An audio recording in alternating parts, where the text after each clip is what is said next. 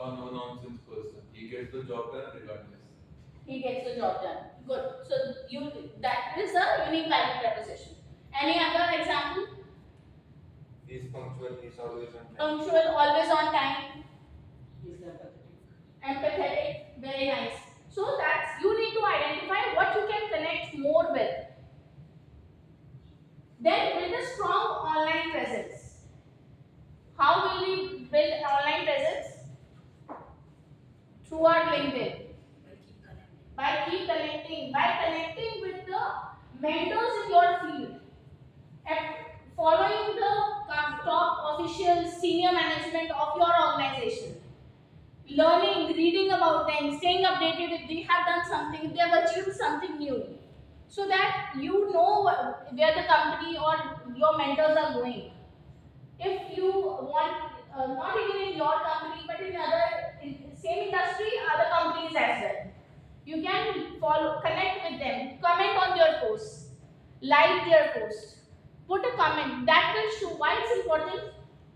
That will show your knowledge with respect to that post. That's the reason people do it. And there's an AI tool also that you can use for LinkedIn, which is Merlin.ai. Have you heard of that? Yes. No? Then write it down. Merlin.ai. You have to install that extension on your Google Chrome, and when you open LinkedIn, you see any post, below that they give you options. You want to write a strong opinion or friendly comment, or they give you different options. So you choose on that. They create the content. This is you do when you don't have much time, so that at least you stay connected. 10 minutes, 15 minutes, dedicatedly give to your LinkedIn. Sometimes you also create some new posts. Apart from achievements, showing your achievements, some change in your career, graph that you should be highlighting. But along with that, if you have done, like this training, so you have undergone this training, what you have learned, anything you have learned in this training, just one picture, and then you can say about this. So in the same way, you can highlight the things that you are doing, like what learning you have got, how it helps. You may not be able to share the integral things of the company, but a general view you can always give, right? Then network effectively. Why it's important that you network? I've been emphasizing on this since yesterday. Why it's important? To build connections. To build connections. Why do you need connections? Opportunities. When people know you, they will think about you. There's a book on this, A Key Person of Influence. Have you ever read that, heard about it? Read that book, A Key Person of Influence. There's an audiobook available as well on Audible. That will give you a lot of idea. There's another book, Be a Lynchpin. How you can be irreplaceable. Be a Lynchpin. Lynchpin is the character that Seth Godin has written that book. Be a Lynchpin. Lynchpin. He talks about that in that book, that he talks about the fact that be irreplaceable. Be someone that people think 10 times before replacing you. You be so great in your art. Whatever one quality you want to, whatever the quality you want to develop. Otherwise, people are getting laid off. Old people leaving, new people joining. But only those are staying who are linchpins. Only those are staying forever, for a long time, who are growing, who are learning, who have a good network. Somebody in the morning made a point that it's important to build, I think Shrutan said that, it's important to build connection with your manager. Apart from other things, hard work you should be doing, but apart from that, you should be building connection with your manager. It is important. You may not like him. You said, Baba today shared that this person from Karnataka, the manager, right? The hilarious part is fun, but I want to make you understand that if you look at your seniors and leaders like that, no, from a funny perspective, then you will not be able to think from their position. If you want to be a leader, this advice I received when I was working with Wipro from a senior manager who was helping me out to clear an IGP. He was mentoring me to clear the IGP. And he shared that if you want to be a leader, you are a team member right now, start thinking from a leader's perspective. Then only you will be able to build good connections with the leaders. If you're thinking from a team member's perspective, most of team members are cribbing on about what? They are cribbing about office work, they are cribbing about how people are treating them, but that's not what leaders do. Have you seen manager coming to you and cribbing about it? They never do that. They may be doing it, they may be small things, but they don't give all their attention and focus because they understand that they have to pay some value to get this position. So these things you need to understand that you have to sacrifice something to earn something big. If you are lost in cribbing and bitching about your manager with your colleagues because they are doing it, you will never be able to develop a good relation with your leader. But when you start, see, I believe in one thing. If you have a good manager, you are blessed. You have a lot of things to share. If you have a bad manager, you are even more blessed. Because now you know this kind of manager you don't want to be. And it gives you more clarity what kind of manager you should be. And eventually we all want to be leaders in our field, isn't it? Is there anyone who wants to be a GET always forever? Raise your hand, or who wants to be GET forever? No one, right? Who wants to be leader forever? Raise your hand. Thank you. Great. So that means you need to look up to your manager and your leader with respect. Stop finding out their mistakes. Stop laughing about them. Why? Because then people will be knowing, and you will be, all these things, internal politics, they will not share about themselves, they share what you said. It's because it's in the hands of the gossiper how much information he will share. So you don't leak those things to them. Yesterday I told you clearly, work friends. What kind of relation you want to have with work? It's better to talk less. It's better to not mingle too much. It's better to have only work-related conversations and keep a distance unless these work friends are extending their friendship with you. If they are not, I had a friend once who would not talk to me whole day. And when I go home, she would call me for 2 to 3 hours and she would bitch about the manager. And in office, she would not even sit next close to me. She would not even say hi to me. And I felt really strange and surprising. And this lady had a very good relation with the manager. And I was like very surprised that why is she acting in such a strange way? And the moment I realized that, this is not a decent behavior and I don't believe that I should connect with her more often, I started maintaining distance, stopped attending her calls after work. Only had those many conversations that we would have at work. That's it. You will not get people to tell who will come and tell you. You need to identify. Because it's a big world and you don't know who you get in your life. Make sense? Am I scaring you? Sure? Okay, so define your first, identify what you are good at. What is your unique quality that helps you stand out? Like what I have heard, my unique quality is I am a good listener. I am an empathetic person. So in the same way, I am sure you have. Now, sometimes I have known it from my behavior and sometimes I have received the feedback also. That it makes it easy for people to open up and come and share their things with me.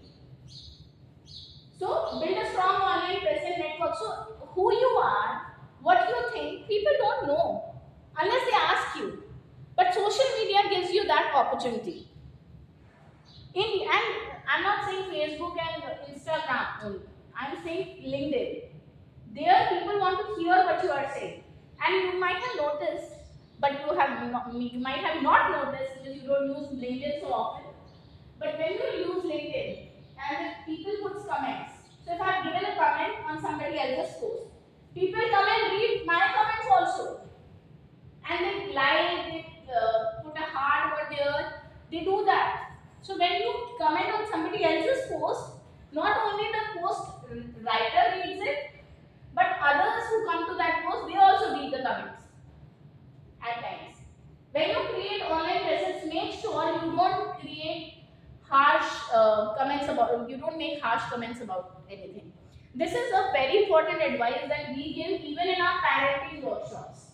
Why? Because anything you put online is irreplaceable.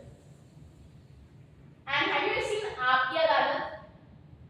So when people become big celebrities, some Patanjali, this person, Ramdev Baba, they call them and they start asking questions. Any tweet they might have given, any comment they might have given, they pick up all the history. So if you are someone who is putting harsh comments online, that means you subconsciously believe that you will never be famous or you will never be known in your industry. But if you believe that you will want to be known and you will be known someday because of your work, because of who you are, then you will never put harsh comments. I don't even leave bad reviews. Why? Because I believe, now it's my personal opinion, I believe what you give comes back to you. And everybody is not 100% perfect all the time. So we may also have made mistakes somewhere. And if we start getting those people who give us bad comments, how miserable am I going to be? So we should learn to, at times, I believe that. It's a subjective opinion. I don't want you to just buy it because I'm saying it. It's an opinion that I'm sharing. It's just what I do. I don't put bad reviews. I don't give people bad remarks. Even if I leave it on my journal, cut it down. And I forgive them. Because what we give comes back to us. And I may make mistake somewhere, unknowingly.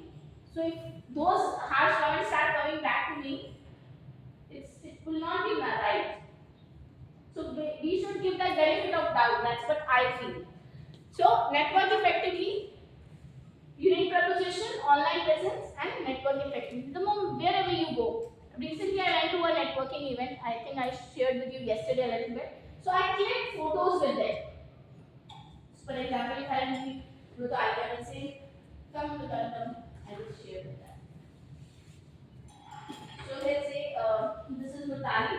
Mutali is a owner. She's running a business of garments. Let's say. So I will say, how I'm doing it. Hi Mutali. Hello. Hi. Mutali, I really liked how you have set up and how you have organized things at your desk. It's amazing to see. May I know, how do you have a shop or do you do it online? How do you do it? Online. Okay, great. Mutali, great. Mutali, can you just have a quick pic? I just know because I'm really bad at names. So if I have that pic, it will be easy for me to remember. Thank you. So I'll take photo and I have written her name with me on that photo. Great. Thank you very much. Thanks. So what it takes, two people is they came back to me next day and they sent me personal messages that Isha, we really liked your efforts to click photos. And even I created a post on networking because I told you I create social media posts as well. I write regularly on personal development topics, these topics that I teach. So they came up to me and it's like, oh, we really like that you put that much effort. People don't usually learn names, they don't click photos. When we talk about networking event, people simply say hi, hello, and they don't know what to do. They don't know how to network because it's a new place. So first of all, you need to make the other person feel important. Give a handshake, smile, ask them their name genuinely, have a little conversation with them. Pick up, if you don't have any topic to converse, talk about the event. I think the event, the event has been well organized. I really like how they have done it. So, may I know what you do what business are you into? That's how you start the conversation. But in order to have that kind of conversation, you need to first develop your self-confidence. Isn't it? Because we are lacking our self-confidence, we feel hesitant. We feel it's very far. It's easy for man, not for us. Do you feel that? So work upon your self-confidence. And how you work upon your self-confidence? I shared many tips yesterday. I have also shared with you power pose. And that's a brilliant way to work upon your self-confidence. Great. Any questions with respect to that? Develop a personal brand story. So, personal brand story as any particular story that you can associate with. Listen to TED Talks. Listen when they are sharing what the business they are into. They have something to talk about that. How they have got into that. Maybe any story that why I got into this field. Any passionate story. Create it. About you, about your life. I don't have to tell you. You may have a lot of, you just have to introspect. Why I'm here, why I chose this. Seek mentorship and feedback. Observe the people around you. You may have people who gossip. You may have people who are supportive. You may have people who are kind. You may have people who are great leaders. You may have people who are great leaders and mentors too. Who are open to guide others also. Look for them. Observe them. Who is what. Observe people when they are walking, when they are talking, how they are talking. If you see that you need to learn somewhere, be open. Have a one-to-one conversation. Take that effort. You know, these people who have achieved something, they never feel hesitant to share their art with you. They will feel good that you have made that effort. Because the problem is most of people don't even take that effort to ask that how they became that great. And when you will ask them, you will see that they have also gone through the same phases that you are in right now. So it's very important. It's very important that you listen to biographies, autobiographies of people in your field. You will see that they did not have a clear idea. They were also strugglers like you who did not have a clear picture.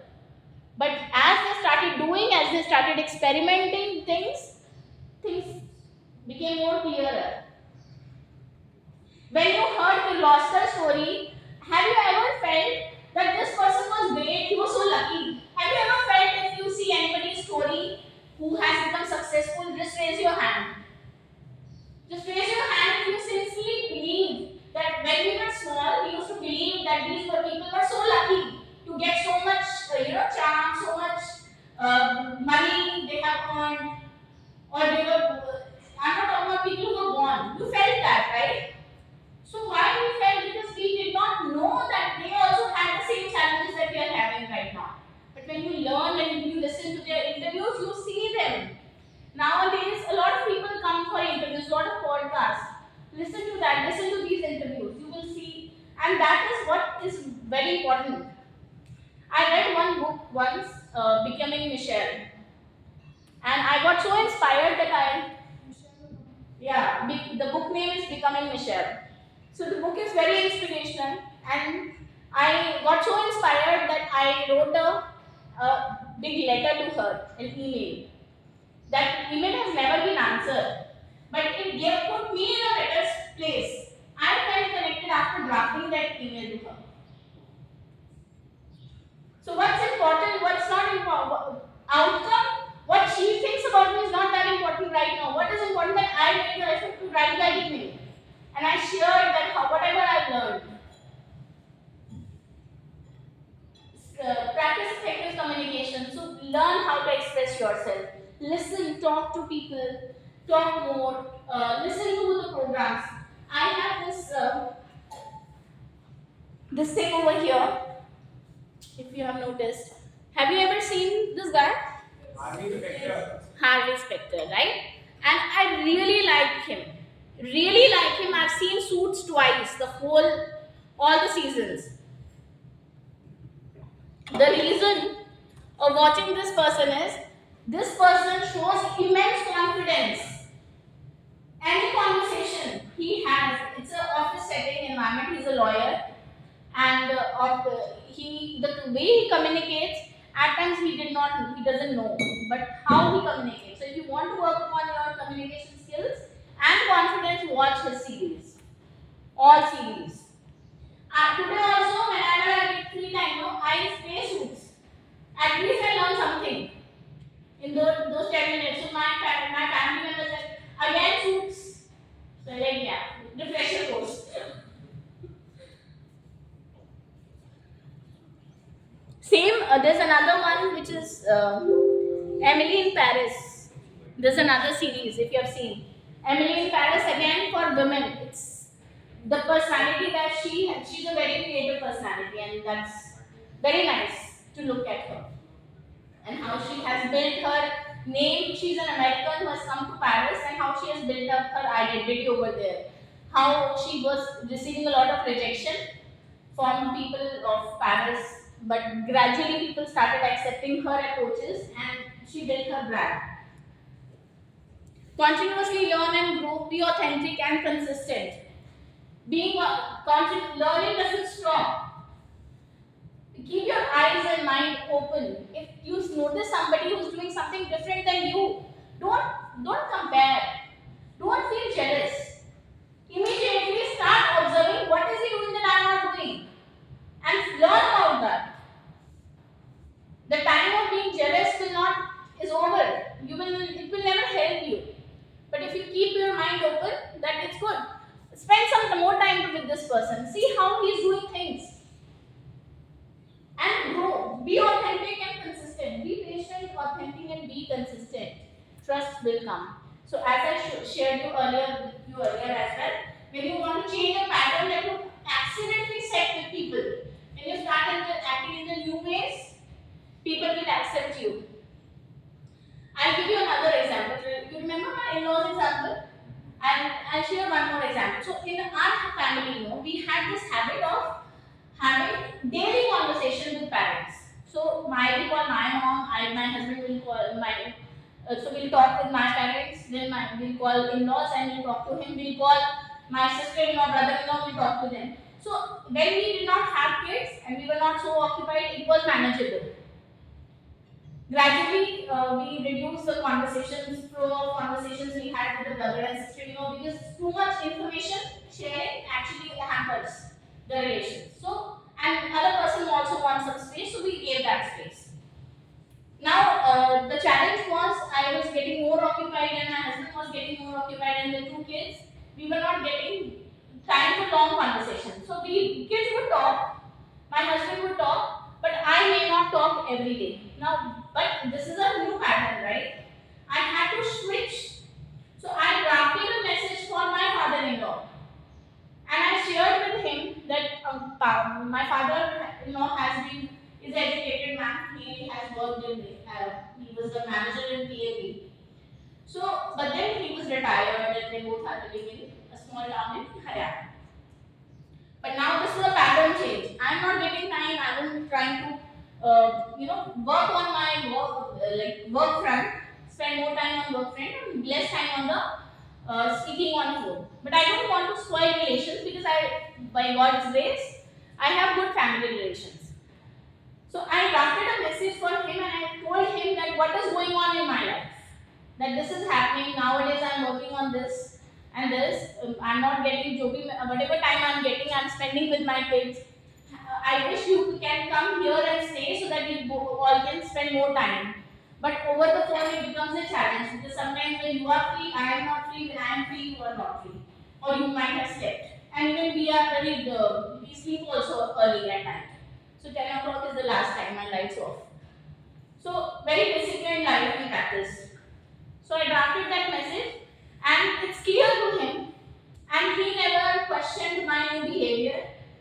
And things are pretty okay. It's been 3 years when I drafted that message. So when I get time, I speak to them. I call them in the morning, also at evening, whenever I get time, and they know that she will call me. So In order to set the new behavior, I communicated. So, but and in the new way, I was authentic. I behaved consistently in the new pattern. It made it easy for them to accept my new behavior, and it did not break the trust as well. Make sense? Clear? Any questions with respect to personal branding? No? No questions? Alright, so now we'll start with email etiquette.